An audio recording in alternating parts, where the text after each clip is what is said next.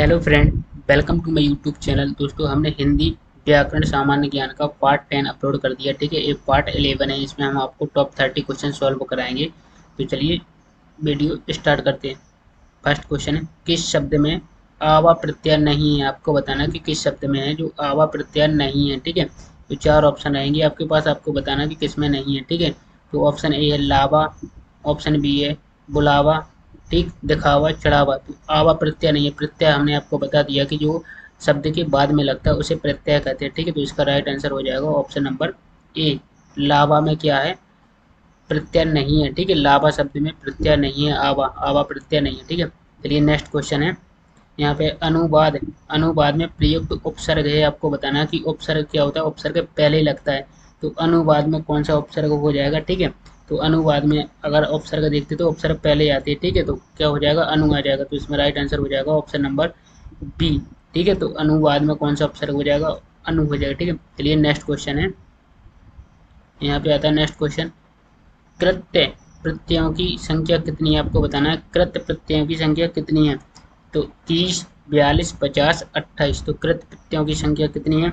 तो इसका right answer हो जाएगा ऑप्शन नंबर बी, 42 हो जाएगा। ठीक है, कृत प्रत्ययों की संख्या कितनी है? 42 हो जाएगा, 42 जी, आपको याद रखना। चलिए नेक्स्ट है, कृदंत, कृदंत प्रत्यय किन शब्दों के साथ जुड़ते हैं? आपको बताना कृदंत प्रत्यय है ये किन शब्दों के साथ जुड़ते हैं। तो ये आपको बताना किन शब्दों के साथ जुड़ते हैं। सर्वनाम के साथ जुड़ते हैं, क्रिया के साथ जुड़ते हैं, विशेषण के साथ जुड़ते हैं, संज्ञा के साथ जुड़ते हैं। तो याद रखना हमेशा कृदंत प्रत्यय है जी हमेशा क्रिया के साथ जुड़ते हैं। ठीक है, तो आपको याद रखना है। तो राइट आंसर हो जाएगा ऑप्शन नंबर बी, क्रिया के साथ जुड़ते हैं। चलिए नेक्स्ट क्वेश्चन है। यहाँ पे नेक्स्ट क्वेश्चन आता है कि सावधानी, सावधानी शब्द में प्रयुक्त प्रत्यय है। आपको बताना कि सावधानी प्रत्यय बाद में लगता है, तो सावधानी में क्या प्रत्यय आ जाएगा? बड़ी नहीं आता है, तो क्या बड़ी ई आ जाएगा प्रत्यय, तो लास्ट। तो इसका सही आंसर हो जाएगा ऑप्शन नंबर डी, तो बड़ी ई आ जाएगा। ठीक है, सावधानी में प्रयुक्त प्रत्यय हो जाएगा बड़ी ई। ठीक है, नेक्स्ट क्वेश्चन है, दो शब्दों, दो अथवा दो से अधिक शब्दों से मिलकर बने हुए नए सार्थक शब्द को क्या कहते हैं? दो अथवा दो से अधिक, आपको बताना है कि दो अथवा दो से अधिक, तो क्या कहते हैं उसे? समास कहते हैं, संधि कहते हैं, छंद कहते हैं, अव्यय कहते हैं। तो क्या कहा जाता है उसे? संधि कहते हैं। ठीक है, तो इसका राइट आंसर हो जाएगा ऑप्शन नंबर सी। तो दो अथवा दो से अधिक शब्दों से मिलकर बने हुए नए सार्थक शब्द को क्या कहते हैं? संधि कहते हैं। ठीक है जी, आपको याद रखना। चलिए नेक्स्ट क्वेश्चन है। यहाँ पे आता है, समास शब्द का शाब्दिक अर्थ होता है। समास का शाब्दिक अर्थ क्या होता है ये आपको बताना है। ठीक है, तो समास शब्द का शाब्दिक अर्थ क्या होता है? विस्तार, विच्छेद, विग्रह या संक्षेप। तो समास शब्द का शाब्दिक अर्थ होता है क्या? संक्षेप होता है। ठीक है, ये आपको याद रखना। तो राइट आंसर हो जाएगा ऑप्शन नंबर डी। चलिए नेक्स्ट क्वेश्चन है। यहाँ पे निम्नलिखित में से कर्मधाराएं समास किस में है? आपको बताना कि कर्मधाराएं समास किस में है। तो चक्रपाणी, नीलोत्पलम, माता पिता या चतुर्युग में, तो किस में हो जाएगा? ठीक है, तो इसका राइट आंसर हो जाएगा ऑप्शन नंबर बी, नीलोत्पलम में हो जाएगा। कर्मधारय समास किस में? नीलोत्पलम में हो जाएगा। ठीक है, ये आपको याद रखना। चलिए नेक्स्ट क्वेश्चन है। यहाँ पे जिस समास के दोनों पद प्रधान, दोनों पद अप्रधान होते हैं वहां पर कौन सा समास होता है? जो आपको बताना, जो जिस समास के दोनों पद अप्रधान होते हैं वहां पर कौन सा समास होता है? तो वहां पर द्विगु समास होता है, बहुब्रीहि समास होता है, तत्पुरुष समास होता है, तुरंत समास होता है। तो राइट आंसर हो जाएगा वहां पर क्या होता है? बहुब्रीहि समास होता है जी, आपको याद रखना है। चलिए नेक्स्ट क्वेश्चन है। यहाँ पे आता है कि दीनानाथ, दीनानाथ में प्रयुक्त है, दीनानाथ में कौन सा समास है? आपको बताना दीनानाथ में कौन सा समास है। ठीक है, तो हमने आपको बताया था कि कौन सा समास हो जाएगा जब समास पढ़ाए थे। ठीक है, तो इसमें राइट आंसर हो जाएगा ऑप्शन नंबर एक, कर्मधारय समास हो जाएगा। ठीक है, क्या दीनानाथ में कौन सा समास हो जाएगा? कर्मधारय समास हो जाएगा। ठीक है, चलिए नेक्स्ट क्वेश्चन है। तो यहाँ पे आता है दस मुख, दस मुख में कौन सा समास है? आपको बताना है कि दस मुख में कौन सा समास है। तो तत्पुरुष, दिगु, बहुब्री, कर्मधारय समास, तो कौन सा समास हो जाएगा? ऑप्शन नंबर इसमें हो जाएगा, जब भी हमने आपको बताया था समास पढ़ा, जब कि किसी भगवान का नाम आता है, ठीक है, या ऐसा कोई नाम आता है, तो वहाँ पे कौन सा समास होता है? बहुब्री समास होता है। तो इसका राइट आंसर हो जाएगा ऑप्शन नंबर सी, बहुब्री समास हो जाएगा। ठीक है, चलिए नेक्स्ट है, किसमें सही सामासिक पद है? किसमें सही सामासिक पद है ये आपको बताना। तो किसमें सही सामासिक पद है? तो पुरुष, धनवी, ठीक, मंत्री परिषद, दिवारात्रि त्रिलोकी में सामासिक पद है, तो किस में हो जाएगा, तो राइट आंसर हो जाएगा ऑप्शन नंबर डी, त्रिलोकी में हो जाएगा। ठीक है, त्रिलोकी। चलिए नेक्स्ट क्वेश्चन है, यहाँ पे आता है नेक्स्ट, देश प्रेम। देश प्रेम में कौन सा समास है, आपको बताना। देश प्रेम में कौन सा समास है, द्विगु समास, तत्पुरुष समास, अव्ययीभाव समास या बहुप्रिय समास।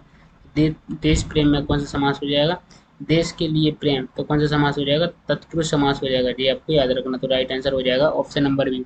चलिए नेक्स्ट क्वेश्चन है, पंचवटी। पंचवटी में कौन सा समास है, तो आपको बताना पंचवटी में कौन सा समास है। तो इसमें आपके पास ऑप्शन है तत्पुरुष, नन, बहुप्रिय, कर्मधारय। पंचवटी में कौन सा समास हो जाएगा, ऑप्शन नंबर सी, बहुप्रिय समास हो जाएगा। ये आपको याद रखना। चलिए नेक्स्ट क्वेश्चन है, यहाँ पे आता है युधिष्ठिर। युधिष्ठिर में कौन सा समास है, तो युधिष्ठिर में आपको बताना कौन सा समास है। तो तत्पुरुष समास, कर्मधारय समास, बहुप्रिय समास, आलुक समास। तो युधिष्ठिर में कौन सा समास हो जाएगा, तो युधिष्ठिर में हो जाएगा बहुप्रिय समास। ठीक है, तो राइट आंसर हो जाएगा ऑप्शन नंबर सी। ये आपको याद रखना है। ठीक है, युधिष्ठिर में कौन सा समास हो जाएगा, बहुप्रिय समास हो जाएगा। ठीक, चलिए नेक्स्ट है, यहाँ पे आता है निम्नलिखित में रूढ़ शब्द कौन सा है, आपको बताना रूढ़ शब्द कौन सा है। तो जो सही आंसर है वो आपको बताना रूढ़ शब्द कौन सा है, जलज, वैभव, मलयज, पंकज। तो रूढ़ शब्द, तो इसमें कौन सा राइट आंसर हो जाएगा, ऑप्शन नंबर बी हो जाएगा, वैभव। वैभव में कौन सा शब्द हो जाएगा, रूढ़ शब्द हो जाएगा। ठीक है जी, याद रखना।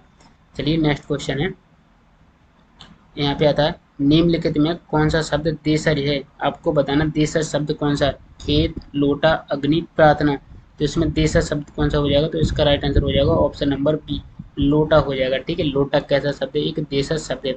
चलिए नेक्स्ट क्वेश्चन है, स्वतंत्रता सत्ता धारण न करने वाले शब्द क्या कहलाते हैं, आपको बताना कि स्वतंत्र सत्ता धारण न करने वाले शब्द क्या कहलाते हैं, उनको क्या कहा जाता है। ठीक है, तो इसका राइट आंसर हो जाएगा रूढ़, यौगिक, योग रूढ़, इनमें से कोई नहीं। ठीक है, जो सही आंसर है वो आपको बताना, तो राइट आंसर हो जाएगा ऑप्शन नंबर सी, यौगिक हो जाएगा। स्वतंत्र सत्ता धारण ना करने वाले शब्द क्या कहलाते, तो यौगिक कहलाते। ठीक है जी, आपको याद रखना है। चलिए नेक्स्ट है, यहाँ पे निम्नलिखित क्रियाओं में से कौन सी क्रिया अनुकरणात्मक नहीं है। ठीक है, अनुकरणात्मक नहीं है जी, आपको बताना कौन सा अनुकरणात्मक नहीं है। ठीक, तो मिमियाना, फड़फड़ाना, हिनहिनाना, झुटलाना। तो इसका कौन सा करेक्ट हो जाएगा राइट आंसर, तो ऑप्शन नंबर डी हो जाएगा। ठीक है, झुटलाना। ठीक है, झुटलाना क्या है, ये क्रिया अनुकरणात्मक नहीं है। ठीक है, झुटलाना। चलिए नेक्स्ट है, यहाँ पे आता है क्वेश्चन, मृगनयनी। मृगनयनी में कौन सा समास है, आपको बताना कि मृगनयनी में कौन सा समास है। बहुब्री समास, कर्मधारय समास, तत्पुरुष समास या अव्ययी भाव समास। मृगनयनी में कौन सा समास हो जाएगा, ऑप्शन नंबर बी, कर्मधारय समास हो जाएगा। ठीक है, तो आपको ये याद रखना। चलिए नेक्स्ट है, यहाँ पे आता है नवल सुंदर श्याम शरीर में कौन सा अलंकार है। नवल सुंदर श्याम शरीर में कौन सा अलंकार है। ठीक, तो उपमा अलंकार है, अतिशयोक्ति अलंकार है, उल्लेख है या रूपक है। तो इसमें राइट आंसर हो जाएगा ऑप्शन नंबर सी, उल्लेख हो जाएगा। ठीक है, उल्लेख क्या है, राइट आंसर हो जाएगा। ठीक है, चलिए नेक्स्ट क्वेश्चन है,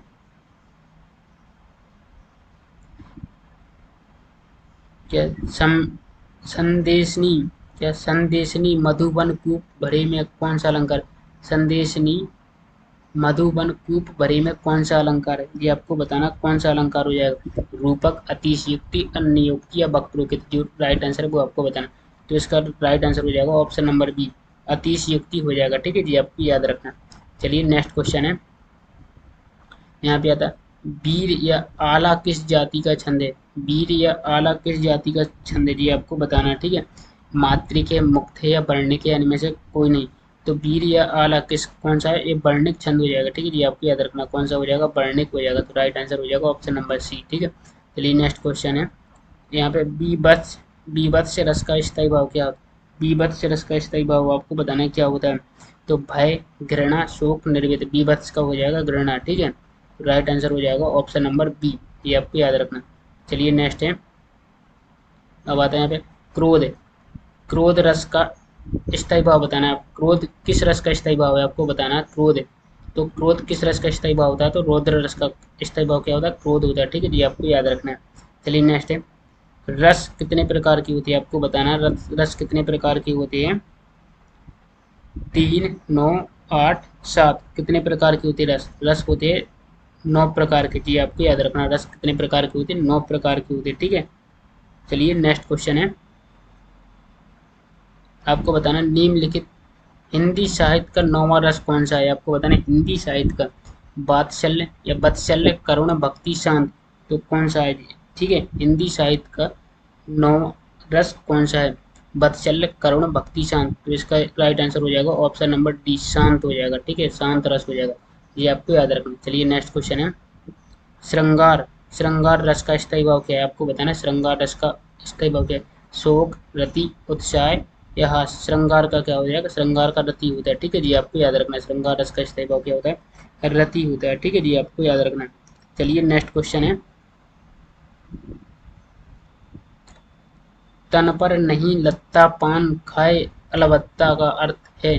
तन पर नहीं लगता पान खाए अलबत्ता का अर्थ है, एक साथ दो लाभ होना, बुरी आदत का शिकार, झूठा दिखावा करना, बहुत गरीब होना, तो इसका राइट आंसर हो जाएगा ऑप्शन नंबर सी, झूठा दिखावा करना, ठीक है। तो इसका राइट आंसर क्या हो जाएगा? झूठा दिखावा करना।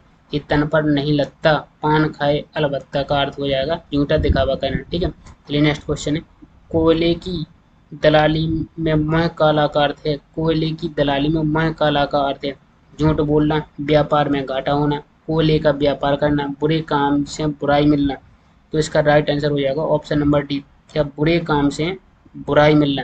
कोयले की दलाली में मह काला का अर्थ है बुरे काम से बुराई मिलना, ठीक है। तो दोस्तों हमने इसमें आपको टॉप 30 क्वेश्चन सॉल्व कराए हैं। अगर आपको कितने क्वेश्चन सही बने ये आपको कमेंट में बताना है कि 30 में से आपके कितने क्वेश्चन सही, वो आपको कमेंट में बताना है। दोस्तों अगर आपको लगता है कि एग्जाम में इसी टाइप के क्वेश्चन पूछे जाते हैं और आएंगे, दोस्तों आपने अभी तक इस चैनल को सब्सक्राइब नहीं किया तो सब्सक्राइब जरूर कर लेना, बेल आइकन को और पर प्रेस कर देना ताकि आने वाले अगली वीडियो की नोटिफिकेशन आपको टाइम पर मिल सके। तो दोस्त इस वीडियो को ज़्यादा से ज़्यादा शेयर जरूर करना अपने दोस्तों के साथ। दोस्त मिलते हैं नेक्स्ट वीडियो में, जब तक के लिए थैंक यू सो मच।